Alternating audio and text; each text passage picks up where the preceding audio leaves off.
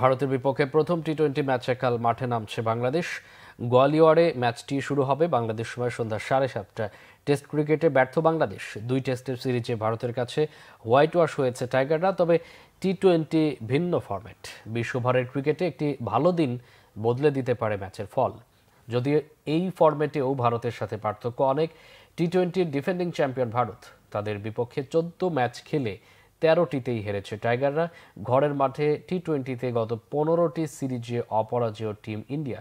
13 series জয়ের বিপরীতে 2টিতে draw করেছে তারা। যদিও বাংলাদেশের একমাত্র জয়টি এসেছে ভারতের মাটিতেই। টেস্ট দলটি থেকে অনেকটাই পরিবর্তন এসেছে বাংলাদেশ দলে। অধিনায়ক শান্ত, লিটন, মিরাজ ও তাসকিন ছাড়া টেস্ট স্কোয়াডের কেউ নেই এই দলে। ব্যাটিংয়ে মাহমুদুল্লাহ রিয়াদ, তাওহিদ হৃদয়, পেস অ্যাটাকে মুস্তাফিজ আর লেগ স্পিনার রিশাদ হোসেন দলে যোগ দিয়েছেন। তুলনায় ভারতের দলটি অনেকটাই নবীন। অনুশীলনে ব্যস্ত সময় কাটিয়ে আত্মবিশ্বাসী টাইগার অধিনায়ক নাজমুল হোসেন শান্ত। টেস্টের হতাশা ভুলে টি-20-তে জয়ের আশা টাইগারদের।